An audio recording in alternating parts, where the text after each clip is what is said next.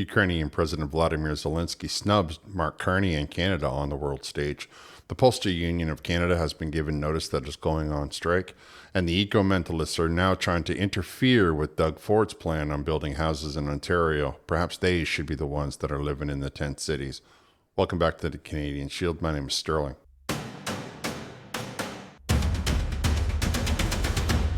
Well, we got quite a little bit to cover in this episode. We're going to start with Donald Trump and making peace in Ukraine, where Canada has been completely ignored by all of the players.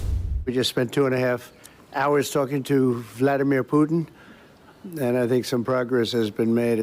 Hopefully we did something. We also spoke to the heads of most of the European nations, and we're trying to get that whole thing wrapped up. I know many people in Canada are so angry at Trump. All the people that support the Liberal Party are against Trump. I mean, why wouldn't you be? The man has settled down the conflict in Yemen. He's unlocked the sanctions to the people of Syria so that they can try to get stabilized on the ground. And now it looks like he's going to get a ceasefire in Eastern Europe, a war that most of the Western world has been talking trash about for years now. Президент Соединенных Штатов высказал свою позицию. The U.S. president has expressed his position on the ceasefire, and I, for my part, also noted that Russia also favors a peaceful settlement of the Ukrainian crisis. We should simply determine the most effective ways to move toward peace. We agreed with the U.S. president that Russia will suggest and is ready to work with the Ukrainian side on a memorandum on a possible future peace treaty, which defines a number of issues such as the principles of settlement, the terms of a possible peace agreement, and so on, including a possible ceasefire for a certain period of time if the appropriate agreements are reached. I've got to believe that there was a lot of that lost in translation, but I am fairly confident that what he said was, I'm willing to at least try to work out a deal with Ukraine, which is something. I mean, it's better than saying what they were talking about last year, where no way in the world am I ever going to get in the same room with that guy. So Ми розглядаємо в будь-якому випадку можливість. We are considering a meeting of all teams again. We would like it to be at a high level. America, Ukraine, Russia, European countries, and Great Britain. Such a meeting could take place in Turkey, the Vatican, or Switzerland. now, Mark Carney went on Sky News just last week talking about how Canada has made the largest contributions to the Ukrainian conflict. Then he went to the Vatican and he tried to make a big show about meeting with Zelensky for the first time. So on the one hand, he's trying to convince you through this press push that Canada matters to this conflict. And yet Vladimir Zelensky stands up with his paper in front of him, reading right off the paper, and doesn't mention Canada at all. He takes the time to mention Great Britain, but he doesn't mention Canada in any way, shape, or form. And I think that it's important for Canadians to see just how little Mark Carney matters on the world stage, just how little the Liberal Party and how far down our esteem has gone under the stewardship of the Liberal Party. Look, I think one open question is Vladimir Putin serious about negotiating peace, right? He has made some concessions. He has taken some serious steps in these conversations, but we feel like, we're at a point where we're hitting an impasse, and that's why the president is talking to him on the phone. I think, honestly, that President Putin, he doesn't quite know how to get out of the war. So if I understand correctly, even Vice President Vance gets to weigh in on the subject. But the Liberal government in Canada, which has sent billions of dollars to Ukraine in an effort to stop the war or in an effort to, fight Putin, doesn't get invited to the table. And that should show you just the lack of importance that Carney has on the world stage. And he should stop trying to fly around on our jet, making everybody think that he's something that he's not. We have real problems in this country. We're coming up on a postal strike. I mean, that's going to be a massive blow to the economy. We have a declared emergency for water up north. I mean, we have things going on in this country that are far outstrip I won't say the importance of Ukraine, but the significance to the Canadians' day-to-day living. I mean, you heard the list of countries that Zelensky is willing to bring to the table. You can rest assured that there are people keeping their eye on this problem. We have our own domestic concerns to worry about. And I feel that our quote-unquote leader should be focusing on those things long before he worries about flying to Italy or flying to France or any of the things that he's done, which isn't helping the country in any way, shape, or form. I mean, you can let me know what you think down in the comments, but I don't think that I'm being unreasonable. I think that this is the kind of thing that he was elected for, and I don't see him doing any of it. As a great example of a domestic concern, the Postal Union has informed Canada Post that they're going on strike on Friday. The union informed management that employees plan to hit the picket line starting Friday morning at midnight. Work stoppage would affect millions of residents and businesses who typically receive more than 2 billion letters and 300 million parcels via the service. Now, it goes on to say that they have 23,000 mail carriers who are working without a contract, and that one of the biggest sticking points for people is that they lost almost $1 billion last year. However, I wouldn't put much of that at the feet of the service itself. I would make people understand that when these parcels are being delivered to rural areas and First Nations, there's no other company going there. And the distances are quite severe, and sometimes they're quite large sometimes. But whenever they give them the letter, they get it delivered. That's the object. Not to mention that internationally, when you don't have a functioning postal service, your level is knocked down. Like you can't really be considered a developed nation without a significant postal service. Like without an entrenched postal service. You are forgetting the distances that they are traveling and the amount of fuel that they're spending to get that mail there. Now, there's a report came out that people, depending on which side of the coin you are on, one side says, oh, yeah. Well, the elites and the insiders say, no, let's do it this way. Let's cut all the services to everybody and just make them come to these big, giant central mailbox on the side of the highway, which is not a good idea. And then there's the everybody else who offered suggestions on how the problem could get solved, but of course the insiders ignored it because they don't understand the lifestyle that we're talking about. It's not the mail getting delivered in downtown Toronto or Vancouver or Calgary or Montreal that's the problem. It's the mail getting delivered in up north. Like it's the mail getting delivered outside of the major metropolitan areas. It's the mail that goes up 2-lane highway weaving through the mountains of British Columbia, or that's got a tree falling down across it and they got to figure out how to get around it. It's the mail that gets delivered when there's 15 feet of snow. Like there's parts of the country that are the cost is not in the people. The cost is in the delivery itself. And there's no way that anybody could privatize that and still not have to feel that money. And you could say, well, yeah, but then we don't give them medical, we don't give them decent this and that. The federal government has hired 64,000 people since 2015. Maybe they should consider how to manage their money a bit better. But when you look at the business model of nearly $1 billion, you can't tell yourself that they're going to stop that by giving this to somebody else. That will only result in losing $1.4 billion because eventually the privatized company wants more money for the service. They give the underbid and the service goes down, and then people lose faith in the service. This is a big deal, and Mark Carney, Mr. I'm a business wizard, should be sitting at the table, should be figuring this out. The Liberal government asked the courts to send the postal workers back to work 6 months ago, and they have done nothing since. Anybody who knows anything about Canada knows we have a housing crisis. Every municipality in our country has a tent city whether it be because the government brought in people at record numbers that were not able to find places to live, or whether it was the fact that we didn't build enough supply because all of the environmentalists were trying to stop us. I mean, Doug Ford did try to solve this problem a couple of years ago, and all I heard all over the press was Greenbelt, Greenbelt, Greenbelt, Greenbelt.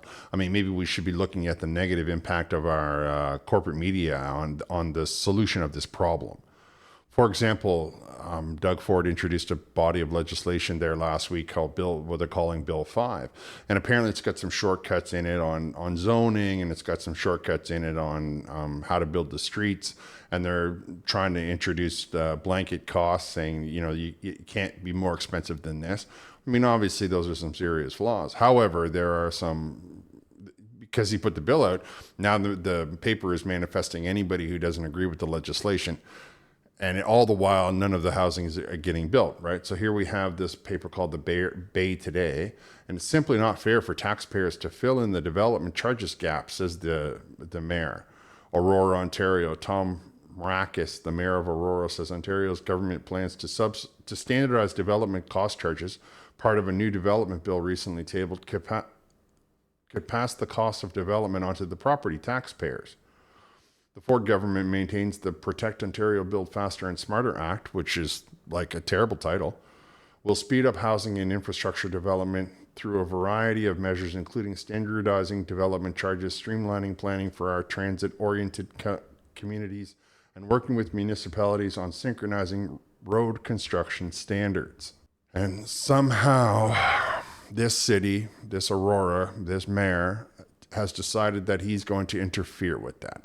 That he's not only going to interfere with that, but he's going to announce it to the city itself, to all of the people that read this paper, that he doesn't think that they should have standardized costs for any of these things. Then we have the Quincy News. New legislation introduced last week features about 24 measures aimed to speed up new housing.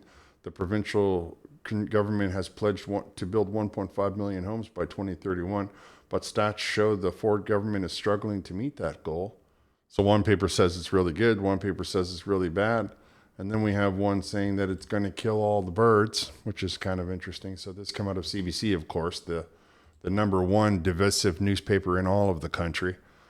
Southern Ontario's conservationists worry Bill 5 could erase history and wildlife. Conservationists and archaeologists in southwestern Ontario are worried that legislation designed to speed up infrastructure development and resource extraction in the province could cause irreparable damage to existing ecosystems and the loss of Indigenous and historical artifacts. So right out of the gate, they want you to not build anything. This is like the last time we tried to build something in Ontario and everybody freaked out, calling the Greenbelt, the Greenbelt, the Greenbelt. I mean, if you are so obsessed with the fact that we might build over top of we might lose an artifact, a stone artifact from 400 years ago, then I think you should go move there in your tent and let somebody who needs a place to live rent your apartment, or you can let them live in your house. They can rent your house from you. Now, I understand that we shouldn't be messing around with ecosystems too much, but there are already lots of ways to make sure that the ecosystems are protected. When you try and tell me that the archaeologists now don't want us to build something, I think in my mind, this is part of the problem, not part of the solution. And surprise, surprise, the CBC is saying that Ontario's target of 1.5 million homes is out of reach. It's too far to go. They've only done 250,000 actual home starts in the last 3 years. The article goes on to say, I'll leave a link in the description. I pointed to this one because I've always told you all that the numbers are unrealistic. And to think that Mark Carney's going to try to come into this and throw in a modular house or a modular apartment building and rent you a little cubicle that has no internal insulation, that cannot have no cement internally, so you'll be hearing your neighbors fart all night long. You'll hear them every time they turn on their TV. It will not be a good standard of living. And I believe that what we need to be talking about is a standard of living, not talking about affordability, not talking about any of that. We need to say to ourselves, a person deserves a certain level of an apartment building, and that they deserve a standard of living that is provided to them by the government that they elected, whether it be federal, provincial, or municipal. And if anybody else tries to get in the way of that, then that person is the problem, not the individual expecting a standard or a decent standard of living. Just because they do it in other countries means nothing to me. Absolutely nothing. They do a lot of things in other countries that we don't do in this one. So why would we allow our housing to degrade just because in other countries people have degraded housing? It's a very strange look in my mind. The problem is that these individuals are trying to cram everybody into the same 6 cities because they don't want to build an infrastructure, because they don't have the vision required to solve these problems. And voting for them over and over again is not going to solve the problem. You need people who understand that the issue is more than what they're letting you know.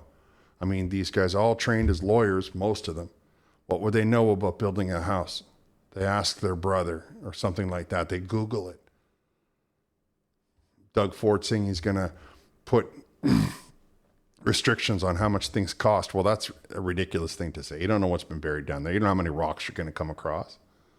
At the same time, to have somebody say, "Oh no, you might that one of those rocks might be an artifact from a First Nations tribe from 700 years ago." Oh well, sorry about your luck. I mean, let's be straightforward here. We got to get people in houses. People deserve the right to have a house with water, electricity, insulation, privacy, and space. I mean, these are things that matter, and we have all of the space. So why don't we stop trying to cram everybody into the same 5 cities and think about how we can spread our population out and how we can get our municipalities larger in other areas? That's what we really should be talking about. Of course, 15-minute cities is all the federal government can think about, so we're going to have a little bit of a problem with that. I wanted to show you this story because I want everyone to understand the problems or the difficulties that people up north face and how they're different from people living in major metropolitan areas. This I picked up from the CTV.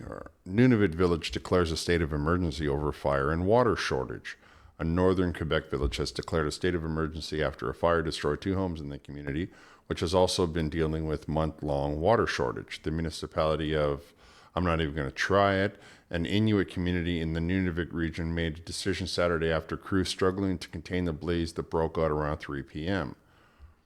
Now, I also have picked up a local version of this, like from their actual area. And again, I'm not even going to try to name the town because I don't want to butcher it.